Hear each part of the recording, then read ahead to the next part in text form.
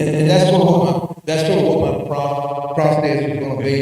It's all we keep a log of all calls that come in since I took office 5 years ago. So I know the areas that people got the complaints from, and a lot of the complaints really in a lot of the subdivision roads and just normal roadside roads going from one point to point A to point B. Mostly, I'm gonna say probably 85% of the calls have been on dead end roads, where when you live on that road, you know how fast you can drive on it. But when a visitor's coming to you, a nut like me and the way I drive, I may run 45 or 50 miles an hour to get to that point when it doesn't need to be that way. And you may have 5 people that live on that road, but you only know, I mean, there might be one that drives crazy and flies up and down through there and spins their tires. He won't change his mind. No. No. And we all know, and saying this, and But they 30 get mile caught. hours is not going to slow him down. I won't ask the sheriff and his bunch to say anything, but it doesn't really matter what the signage is on any roads. No one's going to adhere to the signage, but at least you do have something. So if they need to do something or write a ticket, they do have that jurisdiction with a sign being on that road. Yeah, it gives them something more to go by on the complaint. It helps the sheriff's department if they need to do something, I think, more than it does. And Nakia knows exactly the road I'm talking about. Mr. Yaki. Oh, I totally agree with this. And Scotty and I have met with Mark many times because we have so many complaints in area because of the walkers and if a road is not marked, is it true that it is 55? I'm going to look at, by state law, if it is not posted, it's automatically 55 miles an hour. So I think they all need to be posted. Yes, and that's what my plan is. All the roads will be posted. So, but we'll start with the high. So, yeah, by state law, if it's not posted, it's any road's 55 miles an hour. I make a motion that we send it to the commission. Second. Any other questions? Okay. All right. We're still.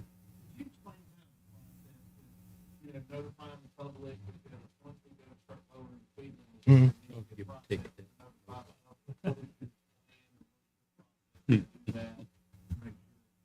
We're lowering speed limit automatically on this road.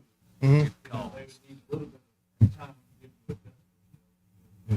What's your Well, I really don't have a lockdown plan because until y'all pass it as commissioners, that's part. But me and Mr. Carney back here, John, he always puts all my stuff out, so it'll be put out on social media and the newspaper and things like that. That's the only way I know to contact everyone. They should see it on the road. We can't go door to door, knock on doors, or go to area and stuff. So it'll be put out on social media like everything else in the county does. Okay. Any other question? We got a motion and a second. All in favor, say aye. Aye. All opposed? All right, thank y'all. Okay. Okay, we've got one or two other things I delayed doing.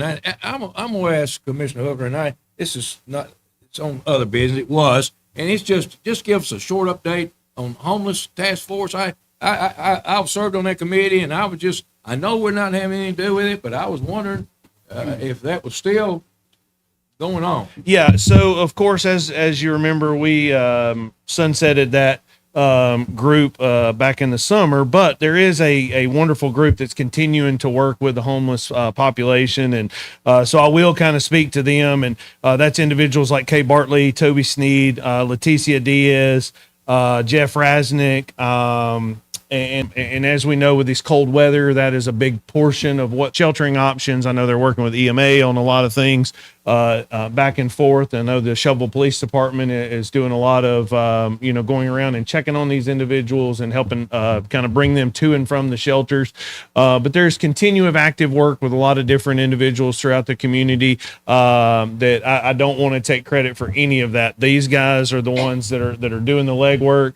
That are doing some just phenomenal work, and really, in all reality, it's God's work that's out there to take care of these individuals, making sure they're fed, making sure that they're put into a warm shelter. And so, again, I want to give all the credit to them. They're continuing to work hard, and there's always a need. There's always time for if anybody was willing to volunteer and assist with that. I can definitely tie those with Kay and John and the rest of them that are doing just some magnificent work out there. And so, again, still have continued to push. So Thank you, sir. thank you. Okay, Mark Thomas. Little bit. If you'll go back and check your emails, I sent out an email that Fairhaven Baptist Church sent out for some requests of some things they needed, but they are open, and it's if the temperature is below. David helped me because we were in a meeting with them, and they're opening during the cold times from certain hours. They are. I'm sorry. The church is going to be open. They were open last night. They started yesterday, 24 hours. They're open today, 24 hours, and until the weather warms.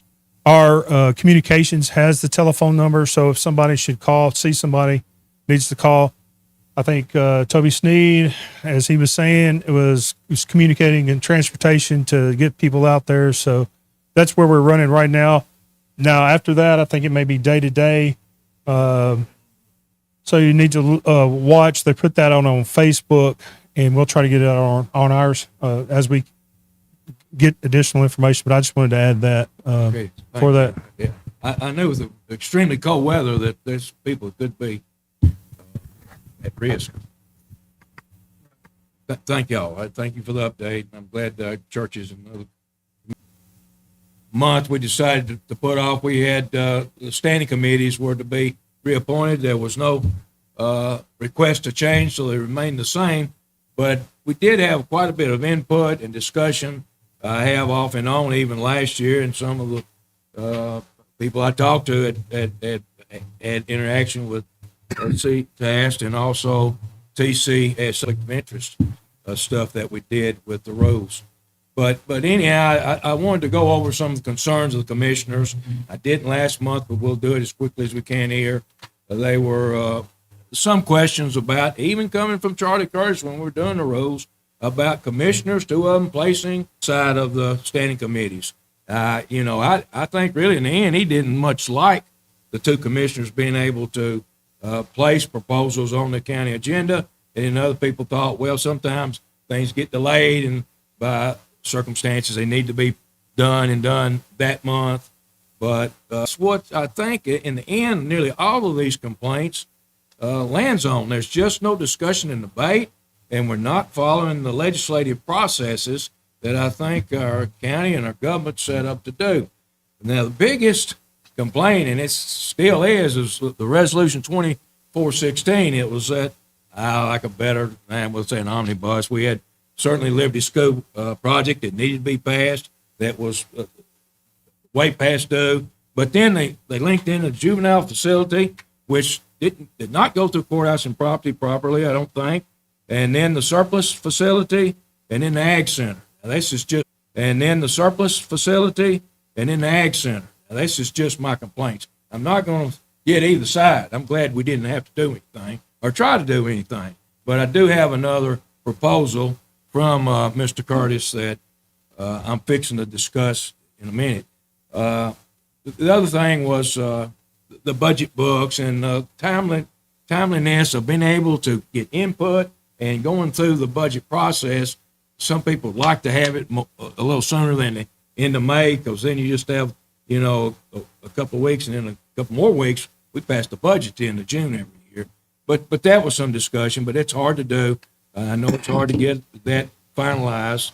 And then some discussion about transparency with Duckson electric plant and that Project Cardinal and being kept in the dark with matters and this and that, and how, they were still a lot of concerns about even now with safety sounds or chemicals or whatever they're dealing with out there.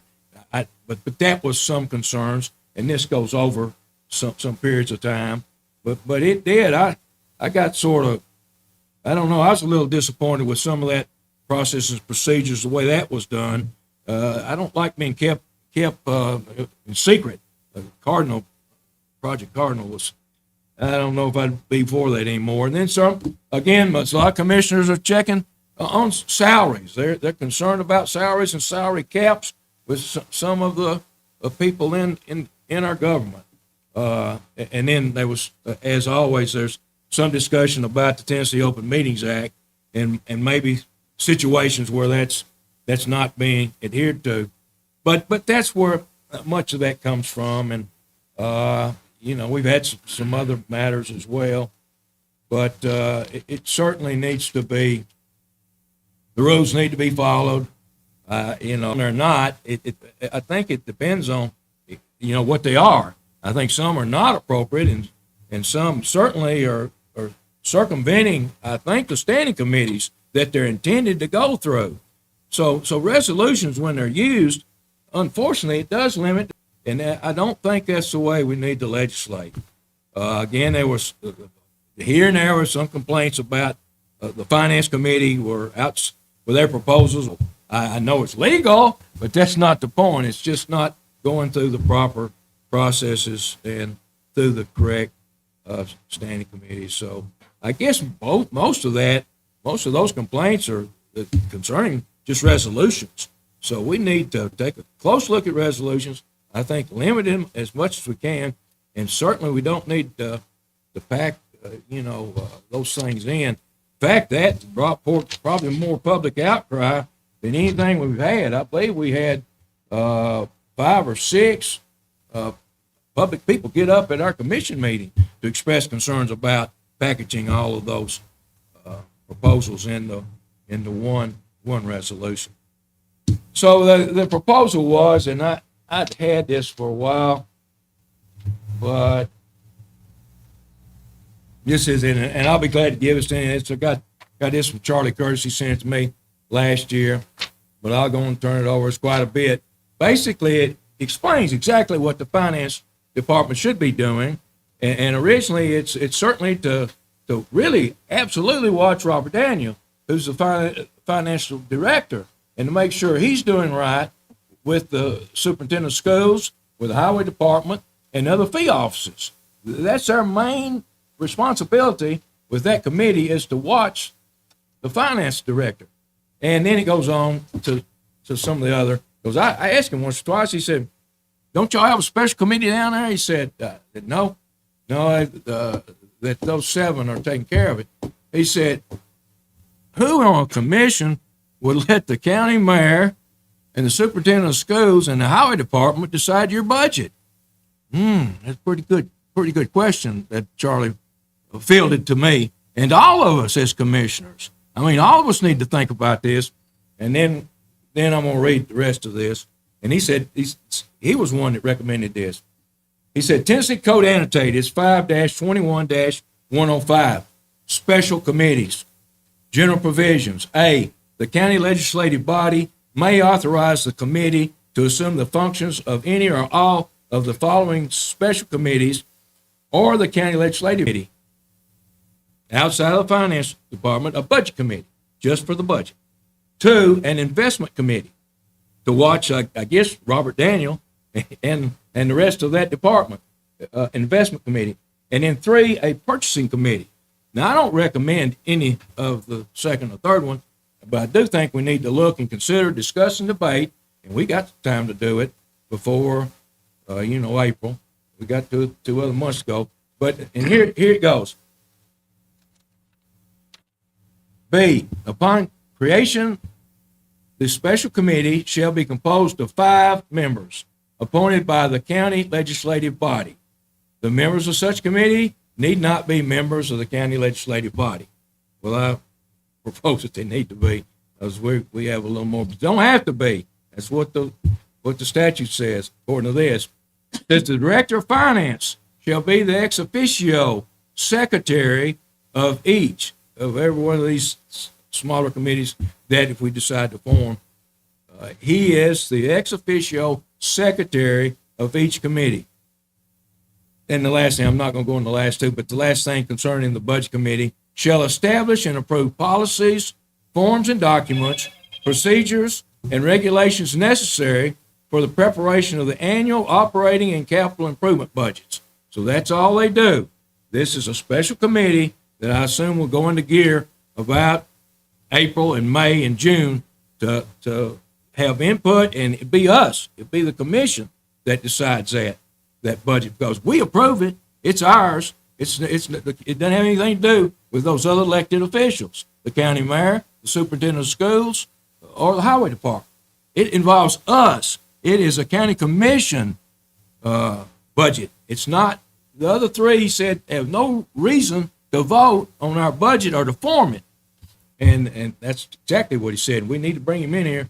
I'll be, but I do. It's open now. If anybody wants a copy of this, you can look it up online. But I think it needs to be discussed, debated, and I think it will help solve some other complaints in the committee and the rules committee and even law enforcement, where they felt like that the omnibus bill I've already referred to overstepped their authority. Now, there's other examples. I'm not going to get into those. There's 3 or 4 more examples where some of these commissioners think that that the proposals didn't go through the right standing committees. But we can discuss that. You can, anybody. We'll leave it open. It'll be an open thing, and we'll discuss it next month and go further. And happens, it happens. If it doesn't, it doesn't.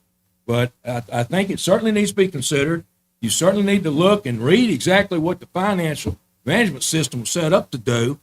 And some of the things that I went over with him, I said, listen, they shouldn't be doing that. And if we need to bring him in here, and I don't want, not calling anybody out, but he said it's not appropriate. Just not. That the standing committees run the commission, nobody else. And now it's outside of other things, but it's the standing committees.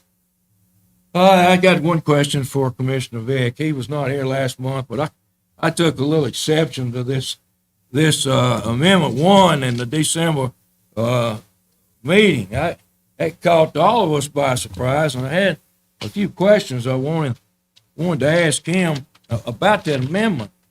Where did that come about, Commissioner Vick? Do you remember? This was proposed on December the 10th, and I think Commissioner Maddox had some questions about it, because they were, and Commissioner Hooker as well, thought that we had perfectly good right to present anything coming from several of the other committees. But could you tell the committee here, because Mr. Vick proposed that when I don't believe anybody else knew anything about it. Did anybody else on this committee know anything about it before the proposal came up? I don't even know what it is. I don't either. I don't know what you're talking about. Do you have a copy of it to show me? Yeah. I slept since last month. This is minutes from the December by Commissioner Greg Vick. The amendment was read by the clerk and accepted by Yaki and Pinson. Maddox asked Vick to explain the reason behind the amendment. Vick said the preamble to the bylaws states that nothing herein is intended to be in conflict with the state law and statute of the state of Tennessee, which is very true. And he goes on. In the event of conflict, policy or statute of the state of Tennessee certainly shall prevail, and it always has. That's not news to any of us. We're aware of the law.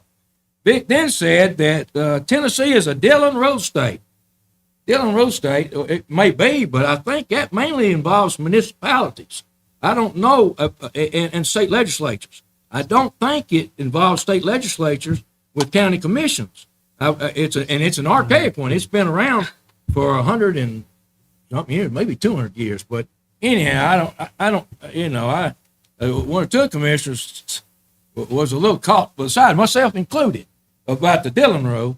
And then he says, then Vic said, TCA 54-10-3003 says that the county legislative body classifies roads. What? Sure they do. We haven't said anything other than that. I don't know what the objection there is, because they've always presented the road list to us. That's where it's always been. We're not approving anything. We're just placing it on the agenda. And then it goes on, and then Commissioner Hooker said that historically the road list has come before the Rules and Legislative Committee, and it's been placed on the commission agenda, and it has been. I think there was a comment, it wasn't in the minutes, that, well, we could be sued by the Comptroller General. Do you recall who told you that, Commissioner Vick? I think you're incorrect in two of those things. First, we are a Dillon Rule state. The county commission is a ward of the state. We can have no powers other than what have been directly given to us. Absolutely, but the It deal rule applies- basically was intended for municipal government. No, well, it may have been, Well, but it's now absolutely. interpreted through and court, to the state. and we report directly to the state. Now, I would say to you, Commissioner Farrer, that the amendment came on the floor. It was debated and discussed, and the votes favored the amendment, voted no. And I passed because You of passed, so that's a no vote. So you didn't have enough votes to persuade people that your decision was correct. So I don't know how to explain that other than your position wasn't clear enough to explain it otherwise.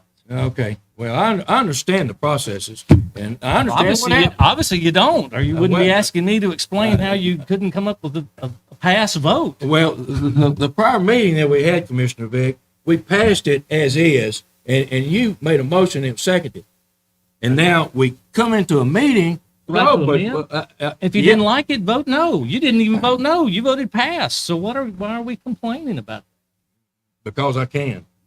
Okay. And it needs to You're be welcome considered. I have. All right. And that's another reason why some of these rules need to be revisited and we need to follow them. Honestly, in my opinion, it should have been deferred. If you had an objection, you should defer the matter back to us. We should have discussed it here and put it on next month. That's, in my opinion, what should have happened. Again, I think somebody, one person or maybe others, circumvented this committee. Are you Now, accusing me you're- of circumventing the committee? Well, you didn't come back through it. It didn't have to. It was an amendment on the Okay, floor. I understand that. That's your objection. Okay, You should have well, okay. voted no. I'm doing it right now. I Well, it's did. I too passed. late now. I'm not saying it didn't need to be passed, but it does need to be What studied are you again. saying? Yeah. I mean, that doesn't make it. You're just going around in a circle. Okay, here. well, This is good. done. Does anybody have any other questions? Any announcements? Ben Money, entertain